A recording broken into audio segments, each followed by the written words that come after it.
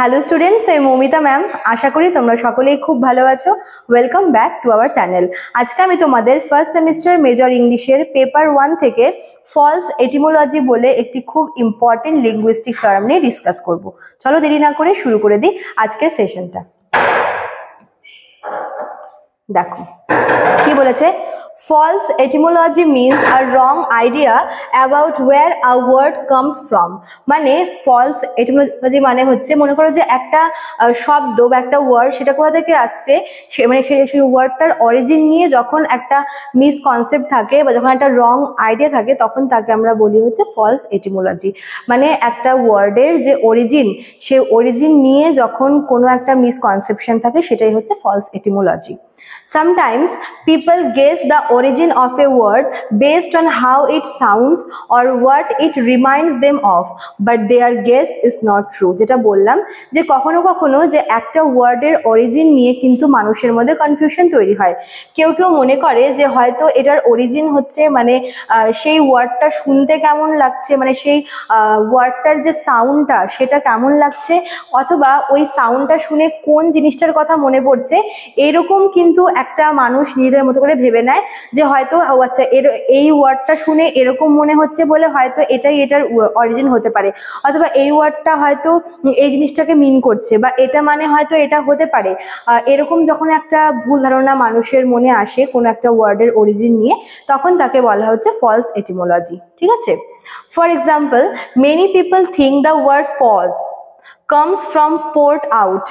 তারপর হচ্ছে starboard home, which were the best cabin positions on ships going between England and India। ঠিক আছে, এই যে পজ যে ওয়ার্ডটা আছে, অনেকে মনে করে যে এই ওয়ার্ডটার যে আর কি অরিজিন সেটা হয়তো এই পোর্ট আউট, স্টারবোর্ড হোম এই ওয়ার্ডটা থেকে হয়তো এটার অরিজিন হয়েছে। ঠিক আছে, যেটা মানে হচ্ছে best cabin position on ships, যেটা কিনা ইংল্যান্ড এবং ইন্ডিয়ার মধ্যে আর কি চলাচল করে। But there is no real proof of this. কিন্তু এই যে পোস্ট বলে যে ওয়ার্ডটা আছে, এটার অরিজিনটা নিয়ে কিন্তু এটা লোকের ধারণা, বলতে পারে লোক এটা নিজেদের মতো করে ভেবে নিয়েছে যে হয়তো এই কারণের জন্য এমন ওয়ার্ডের অরিজিন হতে পারে, কিন্তু সেখানে কিন্তু কোনো রকমের রিয়েল প্রুফ নেই যে অ্যাকচুয়ালি এই জিনিসটাকে বোঝাচ্ছে। ঠিক আছে, it is just a fun story. তো এটা মানুষের নিজের মতো করে ভেবে নেওয়ার উপরে ডিপেন্ড করছে, যে কখনো মানুষ কোনো একটা ওয়ার্ড শুনে ওটার মতো একটা অন্য সিমিলার সাউন্ড হয়তো শুনেছে, বা হয়তো ওই সাউন্ডটা শুনে এরকম একটা জিনিস শুনেছি, এরকম একটা ভাবনা নিয়ে ওই জিনিসটার অরিজিনটাকে নিজেদের মতো করে বানিয়ে নেয়, কিন্তু সবসময় কিন্তু এটা সত্যি নাও হতে পারে।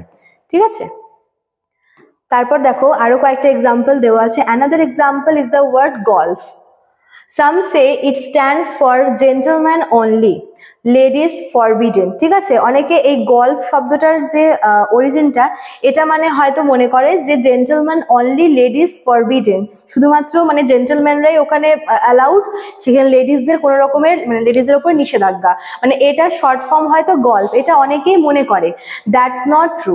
Golf actually comes from a Dutch word means club. Actually golf শব্দটা হচ্ছে একটা ডাচ শব্দ যেটার মানে হচ্ছে ক্লাব, কিন্তু অনেকে মনে করে এই গল্ফটা হয়তো একটা এই সেন্টেন্স দেখতে পাচ্ছ, জেন্টলম্যান অনলি লেডিস ফরবিডেন, এটার হয়তো শর্ট ফর্ম। ঠিক আছে, কিন্তু অ্যাকচুয়ালি গল্ফ মানে হচ্ছে এটা একটা ডাচ ওয়ার্ড যেটা মানে হচ্ছে club. People also think news, দেখো আরেকটা এক্সাম্পল দেখাচ্ছে, news comes from the first letters of north, east, West and south. এটা লোকের ধারণা যে এই নিউজ শব্দটা হয়তো আমাদের যে চারটা ডিরেকশন আছে, নর্থ, ইস্ট, ওয়েস্ট আর সাউথ, সেখান থেকে নেওয়া, বাট অ্যাকচুয়ালি এটার মানে হচ্ছে নিউ থিংস বা নতুন জিনিস। নিউজটাকে মানুষ নিজের মতো করে ভেবে নেয় যে আমাদের যে চারখানা ডিরেকশন রয়েছে, নর্থ, ইস্ট, ওয়েস্ট আর সাউথ, এই চারটা ডিরেকশনের ফার্স্ট যে অ্যালফাবেটটা, সেখান থেকে হয়তো নিউজ টার্মটা নেওয়া হয়েছে, কিন্তু অ্যাকচুয়ালি নিউজ মানে হচ্ছে নিউ থিংস বা নতুন কিছু বা নতুন জিনিস। ঠিক আছে, this false stories are called folk etymology. এগুলোকে ফোক এটিমোলজিও বলা হয়ে থাকে। They happen because people like to make sense of words in fun or clever way.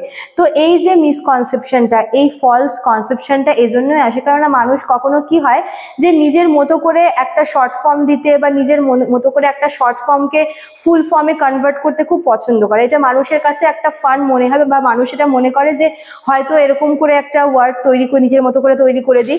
তো এটা মানুষের কাছে একটা ফান বা এটা মানুষের একটা ক্লিভার ওয়েতে কিন্তু এটা আর কি তৈরি করার চেষ্টা করে। Sometimes the real history of a word is boring or hard to understand, so people create a more exciting story.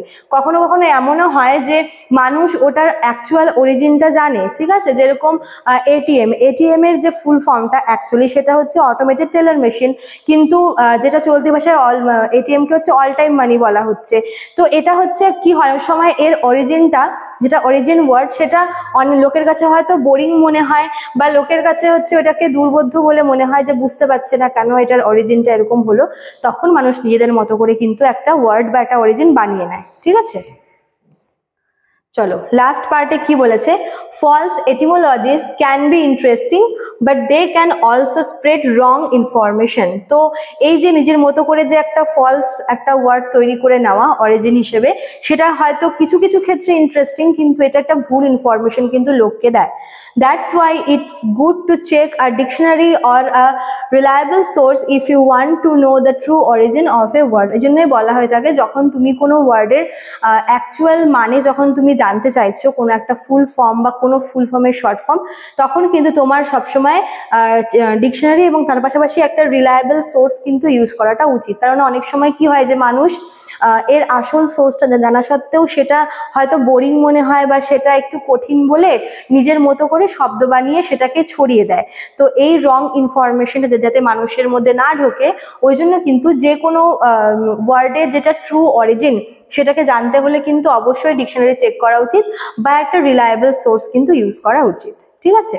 In short, false etymology is when people believe a word came from somewhere it did not. তো false etymology বলতে যেটা বোঝায় যে যখন মানুষ হচ্ছে মনে করে যে একটা শব্দ এক জায়গা থেকে আসছে কিন্তু অ্যাকচুয়ালি ওটা না, মানে এক জায়গা থেকে এটার উৎপত্তি হচ্ছে ঠিকই, এটা মানুষের ধারণা, কিন্তু অ্যাকচুয়ালি ওটা না, ঠিক আছে। It shows how creative we can be but also how easily we can be mistaken. তো এটা হচ্ছে মানুষ একদিকে যেরকম মানুষের মধ্যে ক্রিয়েটিভ সত্তা আছে, একদিকে যেরকম মানুষের মধ্যে ক্রিয়েটিভিটি আছে, অন্যদিকে কিন্তু মানুষের দ্বারা ভুলও হয়। তো ভুল মানে একদিকে মিস্টেক আর একদিকে ক্রিয়েটিভ, তো এই দুটো বিষয় কিন্তু ইজিলি ব্যালেন্স করা সবসময় পসিবল হয় না। তাই কোনটা হচ্ছে ক্রিয়েটিভিটি আর কোনটা মিস্টেক, এই দুটোর মধ্যে অবশ্যই মানুষকে ডিফারেন্সিয়েট করাটা খুব ইম্পর্টেন্ট, ঠিক আছে। চলো, তো এই ছিল তোমাদের আজকের ক্লাসটা। যারা ভাবছো আমাদের কাছে অনলাইন অ্যাডমিশন নেবে তারা আমাদের অফিসিয়াল নাম্বারে কন্ট্যাক্ট করে নিতে পারো। আমাদের অফিসিয়াল নাম্বার দেখো দেওয়া আছে এখানে। চলো আজকে এতটুকুই থাকলো, দেখা হচ্ছে নেক্সট ক্লাসে। Thank you.